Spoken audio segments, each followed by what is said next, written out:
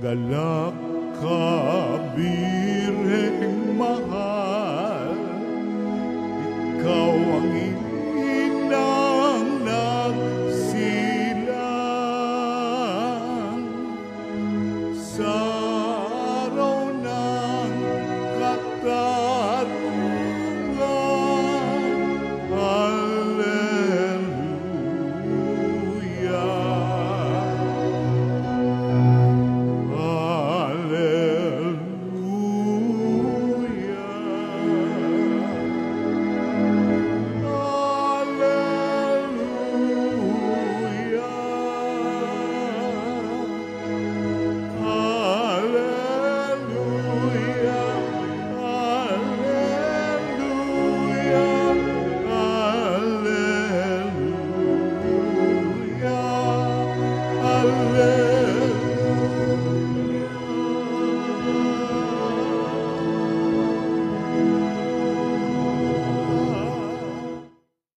Sumainyo ang Panginoon. At sumaiyo rin. Ang mabuting balita ng Panginoon ayon kay San Mateo. Papuri sa iyo, Panginoon.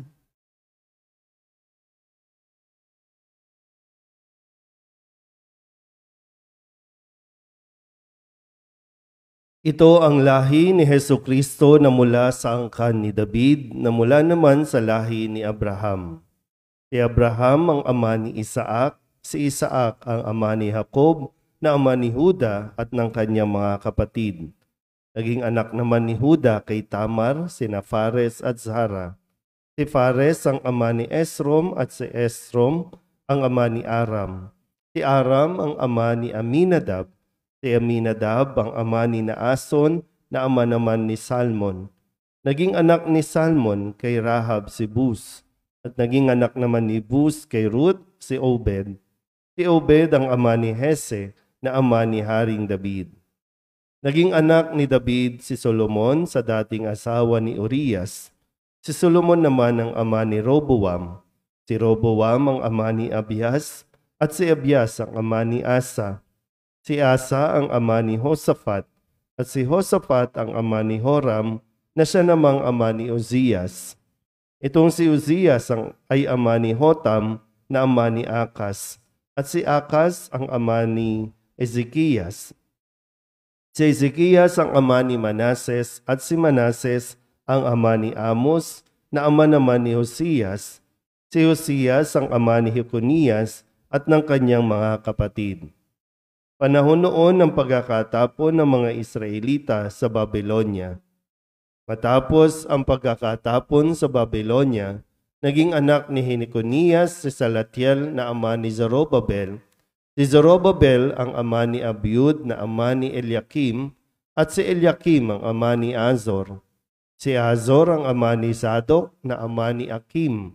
Itong si Akim ang ama ni Eliud. Si Eliud ang ama ni Eleazar. Si Eleazar ang ama ni Matan na ama ni Jacob. At si Jacob ang ama ni Jose na asawa ni Maria. Si Maria naman ang ina ni Jesus na tinatawag na Kristo. Ganito ang pagkapanganak kay Hesukristo. Si Maria na kanyang ina at si Jose ay nakatakda ng pakasal. Ngunit bago sila ikinasal, si Maria ay natagpuang nagdadalang tao. Ito'y sa pamamagitan ng Espiritu Santo. Isang taong matuwid itong si Jose na kanyang magiging asawa, ngunit ayaw niyang mapahiya si Maria. Kaya ipinasya niyang hiwalayan ito ng lihim. Samantalang iniisip ni Jose ito, nagpakita sa kanya sa panaginip ang isang anghel ng Panginoon. Sabi nito sa kanya, Jose, anak ni David, huwag kang matakot na tuluyang pakasalan si Maria, sapagkat siya'y naglihi sa pamamagitan ng Espiritu Santo.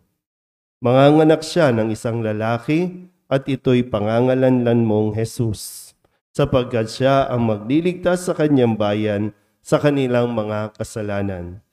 Nangyari ang lahat ng ito upang matupad ang sinabi ng Panginoon sa pamamagitan ng propeta. Maglilihi ang isang dalaga at manganganak ng isang lalaki at tatawagin itong Emmanuel. Ang kahulugay kasama natin ang Diyos. Ang mabuting balita ng Panginoon. Pinupuri ka namin, Panginoong Hesukristo. Magsiupo na po. Isang magandang umaga po sa inyong lahat. Ngayon po ay kaarawan, pagdiriwang ng kaarawan o pagsilang ng mahal na Birhen Maria. Solidad Club po para sa kaarawan ng mahal na Birhen ng Solidad.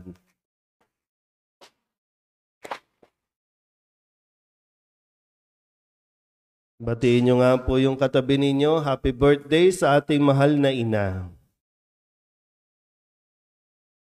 Masaya ba kayo? Parang hindi naman. Pero parati tayong nagdiriwang ng kaarawan, taon-taon. No? Kaya nga happy. Hindi lang basta birthday, birthday mo ngayon, kundi happy birthday. Ganun naman yun, no? Pero ngayon, tingnan natin, sa pagdiriwang ng kaarawan ng mahal na Birhen ay ipinaalala sa atin ng lahi na kanya pong pinagmulan. Ang lahi na bawat isa ay mayroong kanya-kanyang kwento. Bawat isa na tinawag ng Diyos para maging kabahagi ng pagliligtas. May mga tinawag na mga nagkamali, may mga tinawag na mga naging tapat, pero lahat ay binibigyan ng pagkakataong baguhin ang kasaysayan o ang kwento ng pagkakamali at ang mas manaig ay ang kwento ng katapatan ng Diyos sa kabila ng pagkakamali ng mga tao. Kaya nga, no? Hindi ko alam kung gaano karaming lahi ang kaya mong balikan kung saan ka nang galing. Tingnan nyo nga yung katabi ninyo. Bakit ganyan ang mukha niyan? May pinagmanahan. No?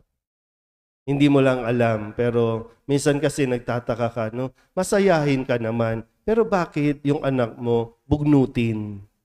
Yan. Di ba, no? Parang pagbabalikan mo, yun nga lang, ang hilig kasi nating kalimutan ang ating pong kasaysayan. Yan, ganyan, nagmumura. Habang naglalakad sa gina, nakalimutan kasi natin. No?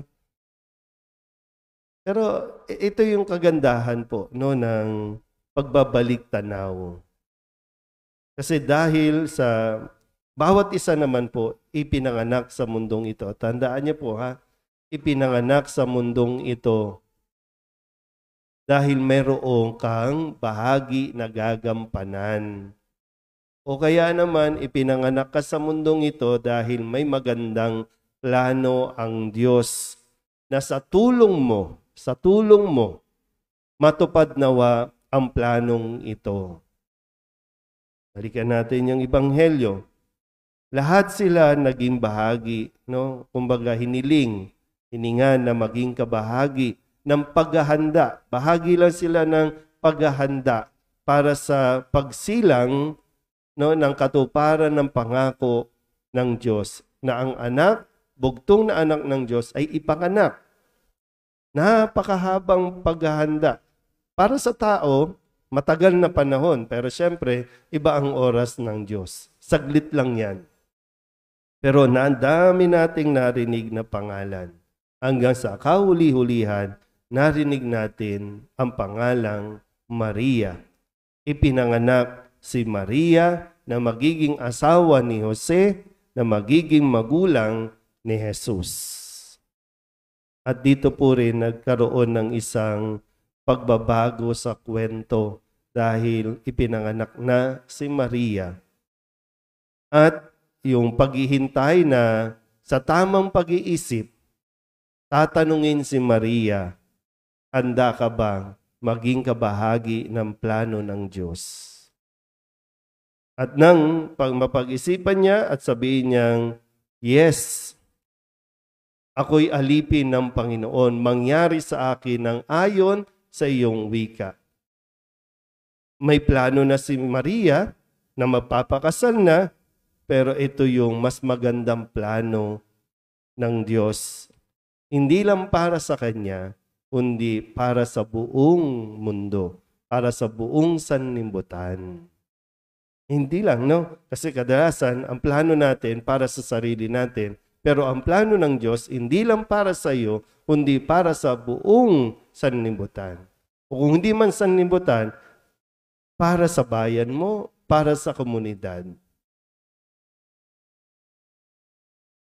Kaya, no, kung ating pinagdiriwang ang kapanganakan ng mahal na Birhen Maria, maganda rin siguro, no, at mas gusto ng mahal na Birhen Maria na makita mo din na ikaw ay may halaga. Kung si Maria, nakita niya ang halaga niya kung bakit siya isinilang.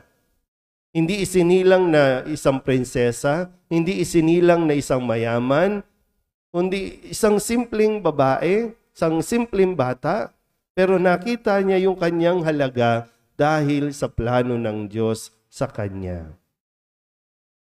Sabihin niyo nga ulit sa katabi ninyo, may halaga ka. Kailangan mo din tingnan, no? Makita mo, hindi ka pinanganak para magdala ng kabwisitan. Tandaan mo yan. At huwag kang matuwa na nagiging kabwisitan ka sa iba. Hindi kayo pinanganak para maging problema ka. At huwag nyo rin tingnan na ang bawat ipinapanganak ninyo, no, ay kamalasan o problema ang dulot. Kasi crucial din yon. Kung paano mong pinalalaki ang bata, ipinamumulat sa kanya ang kanyang halaga, crucial yon sa inyo, sa ating mga matatanda. So mga batang ito, di natin alam kung pagdating ng araw, ito ba ang mga susunod na magiging pari ng simbahan? O ito yung mga susunod na barangay chairman o mayor? Depende sa pagpapakilala natin. Depende sa pagtuturo natin. Kaya lang, kung ikaw mismo, sa sarili mo din, nasaan ka nga? Nandun ka ba sa nakita mo ang halaga na kaya ka isinilang para tumulong na baguhin ang pagkakamali o inuulit mo ang pagkakamali ng iyong lahi o ng iyong pamilya? Ano ba? Sa puntong ito ng buhay natin, naitama mo ba ang pagkakamali ng iyong magulang? O isa ka sa mga umuulit dahil sa katigasan ng ulo natin? Tapos isisisi natin sa iba. Ikaw ang nagdidesisyon. Yung kalayaan na ibinigay ng Diyos na magdesisyon sa iyo, sa buhay mo, hindi yan inalis. Kailangan maging malinaw, no? Kaya nga sabi ko kanina, happy dapat ang bawat taon na paggunita natin na isinilang ka sa mundong ito. At tandaan mo, nang isilang ka sa mundong ito, laking tuwa ng magulang mo. Hindi ko alam kung bakit hindi ka natutuwa. Kung bakit ang mukha natin, birthday na birthday, minsan nagdadrama tayo, pwede mong i-celebrate ang birthday nang hindi magarbo, kahit walang handa. Pansit lang, pansit canton, birthday mo Kailangan happy ka. Pero kung nakikita mong, ay, birthday ko, wala Ibig sabihin, hindi mo na-appreciate yung buhay na ibinigay sa iyo ng Diyos. Ano pansaysay? Hindi sabihin na natin, ngayong birthday mo, sana kunin ka na ni Lord. Pero hindi, di ba? Ibinigay yan ng Diyos sa atin dahil gusto niya. Dahil may plano siya sa iyo. Tandaan mo yan. Hindi pa huli ang lahat. Kahit may edad na tayo, kahit na 60 years old, 70 years old, sino bang pinakamatanda dito? Kahit wala ka ng panlasa, Nay, mag-birthday ka ng happy. No? Mama Mary nga, ilang taon na natin yung pinagdiriwang Para lagi tayong mapaalalahanan na napakahalaga ng buhay, napakahalaga mo sa mundong ito. Mayroon kang halaga sa mundong ito. Kung paanong ang mahal na Birhen patuloy na nagdiriwang ng kanyang kaarawan para matipon niya ang kanyang mga anak. Kasi gano'n naman, no? Pinagtitipon tayo ng isang okasyon, pag-birthday ng nanay natin, pag-birthday ng mahalaga sa buhay mo, pupuntahan mo kasi may halaga siya sa iyo. At ipinaparamdam mo rin na may halaga pa siya sa mundong ito. Amen?